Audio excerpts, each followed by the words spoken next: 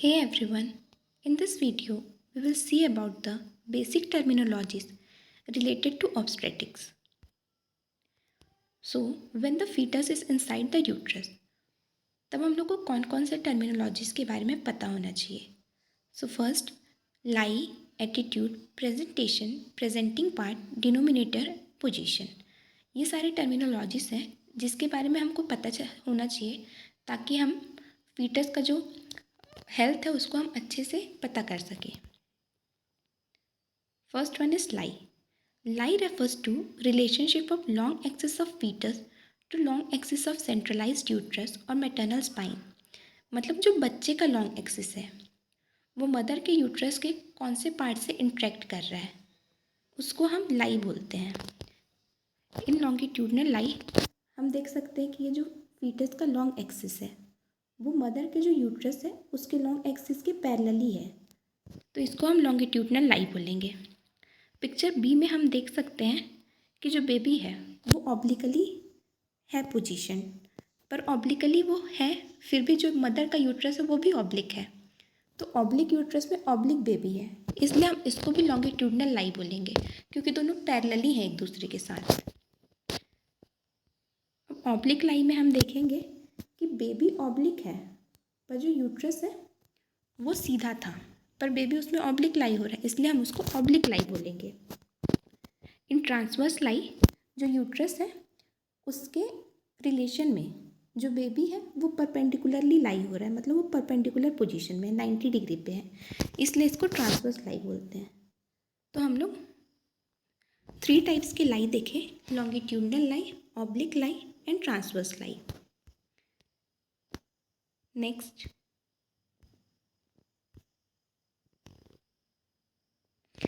Next is attitude. The relation of different part of fetus to one another is called attitude of the fetus. मतलब जो बच्चे के body parts हैं उनका आपस में क्या रिलेशन है उसको एटीट्यूड बोलते हैं. The universal attitude is that of flexion. मतलब मेनली जो 90% केसेस में देखा जाता है वो एटीट्यूड ऑफ फ्लेक्शन है. तो मतलब जो बच्चे का एक बॉडी पार्ट है उसका दूसरे बॉडी पार्ट से क्या रिलेशन है उसको एटीट्यूड बोल रहे हैं. तो ये आइदर फ्लेक्शन होगा या डिफ्लेक्शन होगा या एक्सटेंशन होगा. तो हम यहाँ पिक्चर में देखेंगे जो वर्टेक्स प्रेजेंटेशन है उसमें अगर वेल फ्लेक्स्ड हेड होता है, यहाँ पे आप देखेंगे कि जो हेड है वो पूरी तरह से झुका हुआ है और नेक पे पूरा अटैच है. डिफ्लेक्स्ड हेड में हम देखेंगे कि थोड़ा सा जो हेड है वो ऐसे उठ गया है, उसकी वजह से जो डायमीटर है वो इंक्रीज हो जा रहा है.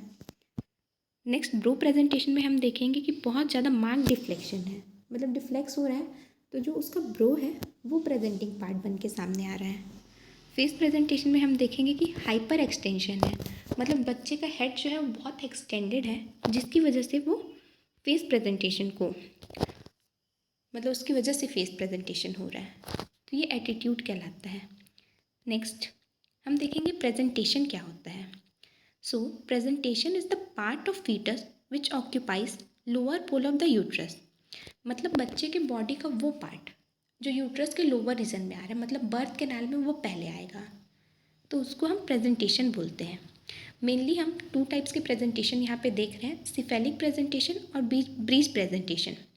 सिफेलिक प्रेजेंटेशन मतलब जो बच्चे का हेड रीजन है वो लोअर पोल में होगा, और ब्रीज प्रेजेंटेशन में जो बच्चे का बटक्स है वो रीजन हमारे लोअर पोल में होगा.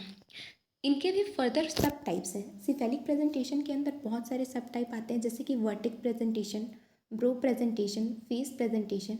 ये हम अभी एटीट्यूड में देखें कि अगर डिफ्लेक्शन हो जाता है तो जो वर्टिक्स प्रेजेंटेशन है वो थोड़े डिफ्लेक्शन की वजह से ब्रो प्रेजेंटेशन में कन्वर्ट हो जाता है, और अगर बहुत ज़्यादा डिफ्लेक्शन है, हाईली मतलब डिफ्लेक्स्ड अगर हेड है, तो वो फेस प्रेजेंटेशन में कन्वर्ट हो जाता है. वैसे ही ब्रीज प्रेजेंटेशन के भी बहुत सारे टाइप्स हैं, complete breech, frank breech, footling presentation, ये सारे इसके सब टाइप्स हैं. एक और प्रेजेंटेशन होता है जिसको हम शोल्डर प्रेजेंटेशन बोलते हैं. अगर मतलब बच्चा ट्रांसवर्स लाई में है और अगर उसका हैंड ऐसे बाहर आ जा रहा है, लोअर पोल में आ जा रहा है, तो उसको हम शोल्डर प्रेजेंटेशन बोलते हैं. Next is presenting part. The presenting part is defined as the part of presentation which overlies the internal os. मतलब जो हम प्रेजेंटेशन देखें जैसे सिफेलिक प्रेजेंटेशन, तो उसमें बच्चे का कौन सा पार्ट है जो इंटरनल ओस के ऊपर आ रहा है, उसको हम बोलेंगे प्रेजेंटिंग पार्ट।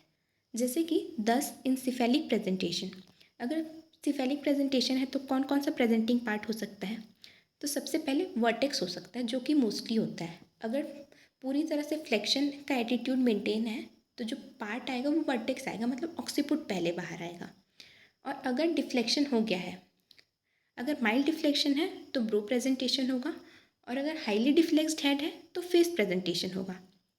ये फ्लेक्शन पे डिपेंड करता है, मतलब एटीट्यूड पे डिपेंड करता है। सिमिलरली ब्रीच प्रेजेंटेशन में हम देखेंगे कि अगर लेग्स आ रहे हैं बाहर पहले, वो कंप्लीट या फ्लेक्स्ड ब्रीच है उसके ऊपर डिपेंड करता है, या फिर अगर उसका फुट बाहर आ रहा है पहले तो उसको फुटलिंग प्रेजेंटेशन बोलते हैं। Next is denominator. So denominator is an arbitrary bony fixed point on the presenting part.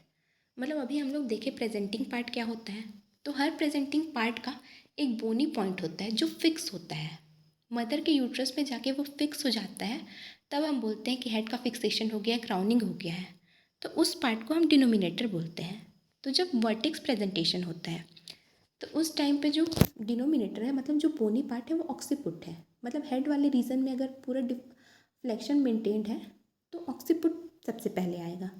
जब फेस प्रेजेंटेशन है, यानी कि हेड थोड़ा सा डिफ्लेक्स्ड है, तो जो मेंटम है, मतलब जो चिन वाला रीजन है, वो डिनोमिनेटर की तरह एक्ट करता है। और जो ब्रो प्रेजेंटेशन है, तो जो हमारा फ्रंटल एमिनेंस है, यानी कि जो फॉरहेड है, वो एज अ डिनोमिनेटर वर्क करता है। और जब ब्रीच प्रेजेंटेशन होता है तो सैक्रम जो बोनी रीजन है वो एज अ डिनोमिनेटर एक्ट करता है। Next is position. So position is the relationship of denominator to the different quadrant of pelvis. मतलब जो हमारा डिनोमिनेटर है, मतलब जो बोनी पार्ट है, वो मदर का जो यूट्रस है उसके कौन से पॉइंट पे लाई कर रहा है उसको पोजीशन बोलते हैं। सबसे पहले जो मदर का यूट्रस है उसको 8 क्वाड्रेंट्स में डिवाइड किया गया है। 45 डिग्री के एंगल पे 8 क्वाड्रेंट्स में उसको डिवाइड कर दिए हैं। तो 2 पोजीशन होते हैं मेनली, राइट या लेफ़्ट। मतलब ऑक्सीपुट आपका राइट साइड में अगर वर्टेक्स प्रेजेंटेशन है तो ऑक्सीपुट राइट साइड में लाई कर रहा है कि लेफ्ट साइड में लाई कर रहा है, उसके अकॉर्डिंग पोजीशन देखा जाता है। तो हर पोजीशन के 3 वैरायटी होते हैं फर्दर। मतलब लेफ़्ट में भी एंटीरियर हो सकता है, ट्रांसवर्स हो सकता है, पोस्टीरियर हो सकता है। सिमिलरली राइट में भी एंटीरियर हो सकता है, ट्रांसवर्स हो सकता है, पोस्टीरियर हो सकता है। तो हम लोग इस पिक्चर में देखते हैं ऑक्सीपुट के रिलेशन में। मतलब अगर वर्टेक्स प्रेजेंटेशन है तो कौन कौन से पोजीशन हो सकते हैं। तो सबसे पहले ऑक्सीपुट एंटीरियर, मतलब अगर ऑक्सीपुट जो है वो एंटीरियर रीजन में डायरेक्टली लाई होगा तो उसको ऑक्सीपुट एंटीरियर बोलेंगे। और ऑक्सीपुट पोस्टीरियर, मतलब अगर डायरेक्टली जो ऑक्सीपुट है वो पोस्टीरियर रीजन में प्लेस्ड होगा तो उसको ऑक्सीपुट पोस्टीरियर बोलेंगे। सिमिलरली फिर अगर लेफ्ट साइड में ऑक्सीपुट है तो उसको left occipito posterior, left occipito transverse, left occipito anterior, ये तीनों नाम दिया जाता है ऑन द बेसिस वो किस डायरेक्शन में है, कितने एंगल पे है। सिमिलरली राइट साइड में भी सेम होता है। ये सारे टर्मिनोलॉजीज थे जो फीटस इन यूट्रो से रिलेटेड है। अगर इसमें आप लोग को कुछ भी डाउट होगा तो आप लोग पूछ सकते हैं। Thank you for watching, do subscribe the channel.